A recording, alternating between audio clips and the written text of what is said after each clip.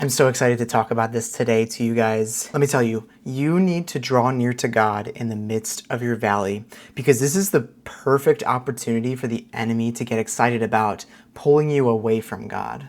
It's almost as if he's like, hey, if I can get you to doubt God and doubt his presence and his provision this time, then I can slowly pull you away from a relationship with him. He's going to tell you lies of, hey, if God really loved you, he would not bring you through this, or he would not let this happen to you. But I want to encourage you with this. While the enemy thinks this is the perfect time to pull you away from God, God's trying to say, hey, this can be a season of refinement. This can be a season where you lean into me so that when you get to the other side of this valley of this season, you can stand on a bunch of rhythms and a bunch of routines and a bunch of moments where you drew close to the Lord and have found victory and comfort in his presence. Welcome back to the Stewarding the Suffering podcast. My name is Jared, and I'm excited to get into why you need to cling to God in this season. As Christians, we all will endure some type of suffering. And in my opinion, suffering is subjective. It looks like different things for different people in different situations. My hope is that I can give you 3 tangible reasons of why you should suffer well and why you should cling to God in this season. And the first one is this. This can be a season of refinement. I mentioned it previously, but what would your life look like if, for example, through this valley, you woke up early, spent time in prayer, got in the Word, and then took on the challenges of that day? Because here's the reality. You don't know when your suffering and your valley season will end, but you can control how often and how much time you're putting into your relationship with Christ in this season. For me, the past 2 years, as I was walking through this valley of unknown and what I would say suffering, the thing I did know was that, okay, I don't know what today holds, Lord, but I know that you hold me.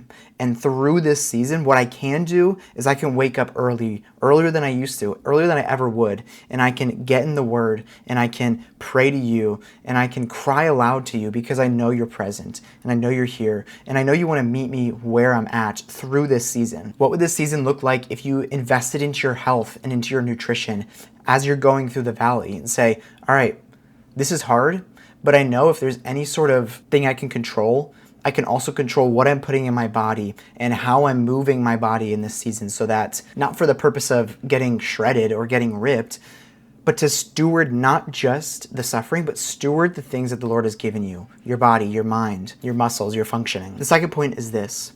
Through this season, as you suffer well and steward the valley, you can create a further dependence on him and a more awareness of the way he's speaking to you and the way the Lord is trying to move you in certain directions. And what do I mean by this? For me, when I would wake up each morning and say, God, give me the strength that only you can give me to endure today. Give me the wisdom, fill me with your wisdom, show me what your wisdom is. There's a level of awareness then that I'm like, okay, where is the Lord prompting me? Where is a moment where he's trying to place something on my mind or stir me up in a certain way that I didn't experience when I wasn't in the valley?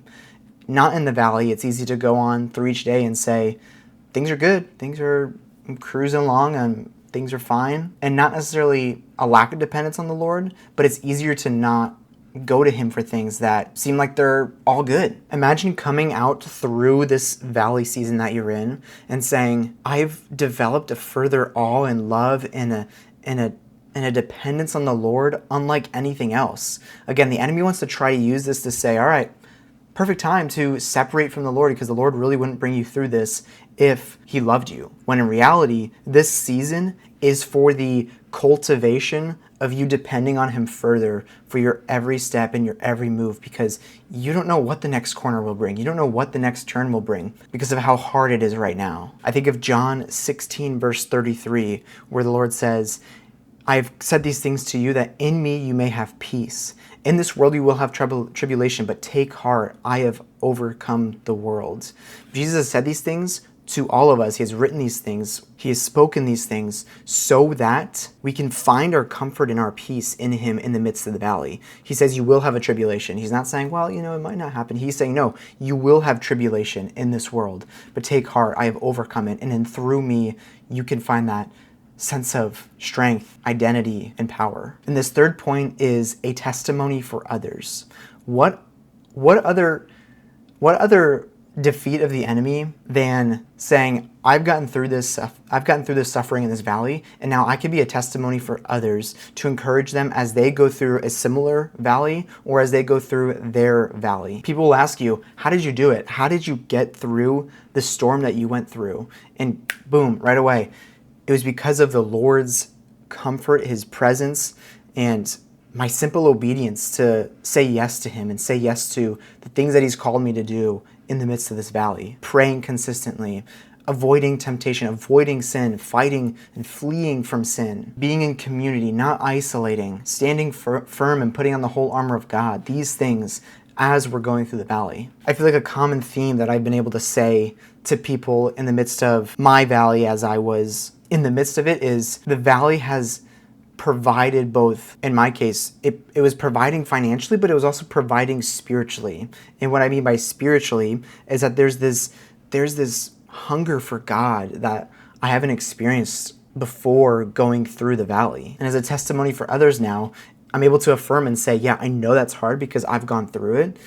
And I also know the power and the transformation that comes from leaning into the Lord and relying on him for your each and every day. For my own story, I never regretted spending time with God, but I always regretted skipping on spending time with him, especially in the valley. When I would think, you know what, I can self-medicate, I can self-soothe in the valley because this will provide some relief or this will provide some comfort. Not only did it not provide those things, but it also reminded me back of the suffering I was in and saying, man, not only did I just mess up or screw this up real quick, but I also am still in the midst of this valley. So I sinned against God.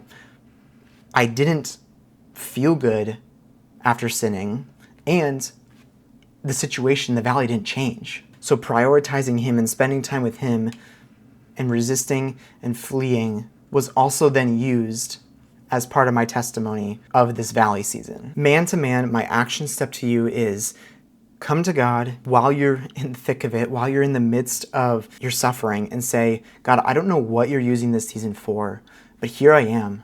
I want to experience you. I want to cling to you. I want to draw near to you.